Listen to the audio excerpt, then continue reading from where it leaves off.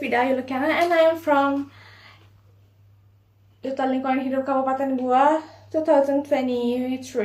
So this is my collections of achievements. This is best talent of me.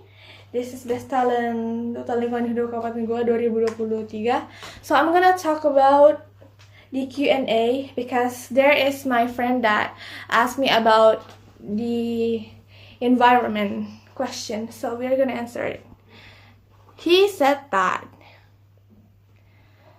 there is a lot of solusi lingkungan menuntut perubahan gaya hidup bla bla bla bla, dan kita bakalan bahas ini ya. So my answer is, kalian bisa baca ya ini. Jadi ya bisa di pause. Jadi this is the answer from me. So the hardest eco-friendly habit is not actually not using private vehicles for me, because this is the hardest, guys, because of we really need transportation for long distances. Using public transportation can be difficult if we don't know the routes. Sometimes the routes don't match where we need to go, so I think reducing online shopping is less harder. For the question to encourage others, we can invite them to join the environment ambassador, or even volunteer environmental activities. And we can also encourage them to use eco-friendly products here, guys, and like tote bags, tumblers, and lunch boxes. Simple habits that support sustainability. And for the question 2, manakah yang Anda anggap lebih penting diselesaikan? Mengembangkan teknologi hijau yang canggih seperti penangkap karbon, atau mengubah perilaku konsumtif masyarakat secara masif? For my answer is, I believe creating advanced green technology like carbon capturing machines, like, it's more important. Like, I mean, waste management matters, but we can't ignore the climate crisis. Global warming, like greenhouse gases trapped in the atmosphere, are serious threats to our planet. Technology can help to reduce those impacts faster and more effectively. So yeah. So for the second question from my friend too,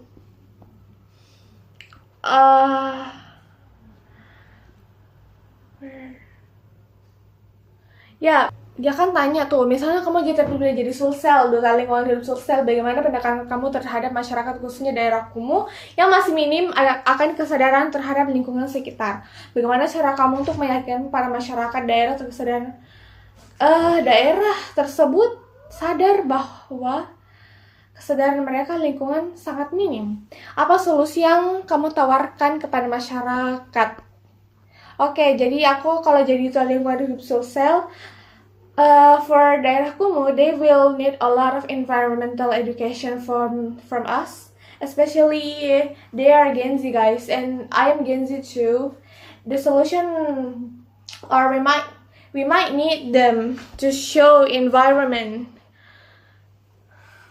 causes environment damage, and the negative cause behind using gases, and like burning fossil fuels, burning the waste, and cut down the trees. Like in 2050, Jakarta will be in sync due to the climate change. That's why the government wants to change the capacity into the Kalimantan, or maybe giving them examples of drama about climate change or climate crisis, and it will cost a lot too. And then also, after giving education, we are going to do quiz, because we need sustainable products and give it to the winners as the prize, so they can use it to do eco-friendly products. So yeah, and there is the question from Apa yang dilakukan untuk mengajak merangkul anak muda zaman sekarang untuk peduli tentang lingkungan, peduli terhadap lingkungan sekitar, contohnya sering terjadi budaya membuang sampah sembarangan. Nah, terobosannya itu mungkin lebih ke mengedukasi mereka ya, atau melarang mereka, atau membuat poster dalam mengedukasi tidak membuang sampah sembarangan, seperti itu. Atau bahkan mengajak mereka untuk mengikuti duta lingkungan hidup, atau bahkan menjadi volunteer. Terima kasih. Nah, itu dulu pertanyaannya, karena ini, masih ada guys. Nah, kalau pertanyaan dari ini sih, terobosan apa yang diambil anak muda zaman sekarang untuk memanfaatkan limbah lingkungan hidup yang bisa diubah jadi cuan? Sebenarnya banyak sih teman-teman. Contoh kecil katakan ya, gue di depan rumah selalu tersumbat dengan sampah yang dibuang sembarangan sama orang yang tidak bertanggung jawab. Ada botol, baju bekas, kayu, dan lain sehingga terjadi banjir. Yang menarik di situ adalah ada juga beberapa kelapa tua mungkin jatuh dari pohon yang tidak dihiraukan sama pemiliknya. Jadi saat hujan terbawalah arus dan masuk di got-got yang akhirnya menyumbat pada gorong-gorong. Intinya di sini sayang limbah kelapa jadi diubah jadi cuan. Bisa sih sebenarnya kalau misalnya kayak kertas, misalnya tuh kertas bisa diubah menjadi kertas di recycle lagi, terus bisa kita recycle, reduce, recycle, kayak memanfaatkan limbah lingkungan hidup ya. Limbah kita bisa jadikan itu kompos teman-teman, terus kita bisa jadikan itu sebagai penjualan atau apapun itu. Terus kalau botol dan baju bekas sih, baju bekas bisa dikasih ke teman-teman atau keluarga. And for the bottle, we can recycle it or give it to the bank sampah. Nah, itu bakalan ada program kerja buat Duta Lingkungan Hidup Sulsel. Dan nah, katanya, apa yang Anda ketahui tentang isu lingkungan hidup terkini Sulawesi Selatan dan bagaimana Anda mengatasi jika menjadi Duta Lingkungan Hidup Sulsel? Nah, kalau aku jadi Duta Lingkungan Hidup Sulsel, aku bakalan membuat program kerja yang dimana kayak membuat kompos begitu teman-teman. Aku bakalan buat kompos buat terus edukasiin ke masyarakat. Kita bakalan dapat we will need a lot of cost, and we will gonna introduce ourselves and educate them, and then giving how to apply it, and then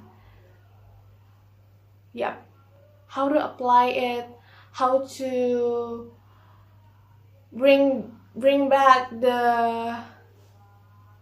waste into something that we can use in our daily life, such as composting, something like that. And isu lingkungan ya kayak floods, perubahan iklim, climate change, kayaknya tsunami juga termasuk ya teman-teman. And then also we have like drugs. That's it. That's all I know. And then what else? Greenhouse effect, I think. And then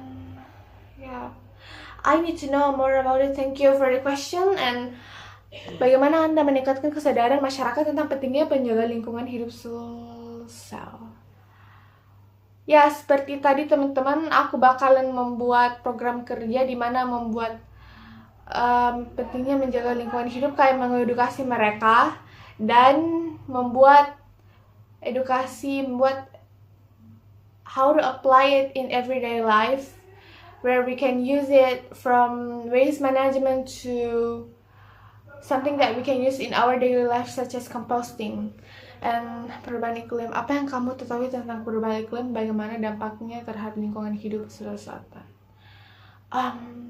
So climate change is some toxic gas that trap in our atmosphere, and then the negative impact is ice that will float and Jakarta will be in sync, or something will be in sync, and floodings will be anywhere, and then temperatures are rising, or and then it will be rain or sunny day that we can't predict. So yang kedua itu adalah langkah-langkah yang Anda lakukan pengurangan dampak perubahan iklim.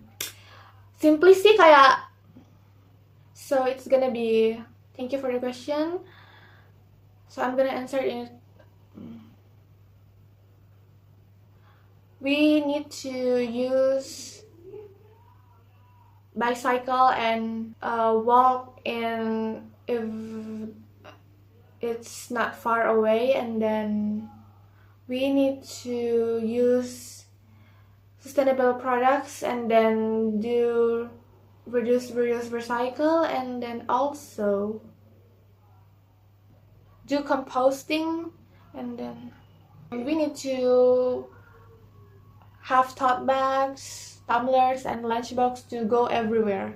Yeah, that is happening.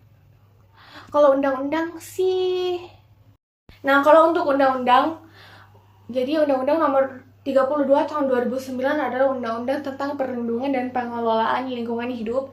Undang-undang ini mengatur berbagai aspek terkait pelestarian lingkungan, termasuk perencanaan, pemanfaatan, pengendalian, pemeliharaan, pengawasan, dan penegakan hukum terhadap lingkungan hidup di Indonesia. Kebijakan, terus ada yang tanya, kebijakan lingkungan hidup Sulawesi kayak gimana? Nah, langkah awal yang difokuskan pada rencana aksi daerah dalam penerapan pembangunan pertumbuhan ekonomi hijau dalam bentuk penyusunan regulasi teknis tentang penerapan ekonomi hijau di Sulawesi Selatan, dan ditindaklanjuti di tingkat kabupaten atau kota dengan memasukkan gambaran kondisi sasaran, arah kebijakan, dan target peningkatan indeks ekonomi hijau ke dalam dokumen perencanaan jangka panjang dan menengah daerah. Master Plan dan Roadmap pertumbuhan ekonomi hijau perlu disusun untuk menjadi acuan dalam penerapan kebijakan ekonomi hijau Sulawesi Selatan. Oke, untuk masalah lingkungan apa saja yang kamu tahu di Indonesia? Kalau Indonesia sih, like Indonesian agriculture, like still using conventional methods, which Australia, if you compare to the other countries like Australia and maybe Thailand, have developed more efficient technology for farming and making money. And second is littering and damaging the environment will, in the long run or in short term, and will result unpleasant sight and smells bad among the public. And then three, removing plastic waste in the ocean would result in fish or marine biodiversity eating, like if we eat microplastic that comes from the fishes, and if we ate it, it will cause cancer and risk our health. And then the second is species extinction. So that is the question for everything, I think. So yeah, that's all. Thank you. Saya Duta Lingkungan Hidup Kabupaten Goa 2023, Best Talent Nurfida Ayu Lukiana mengucapkan terima kasih atas pertanyaan yang diberikan.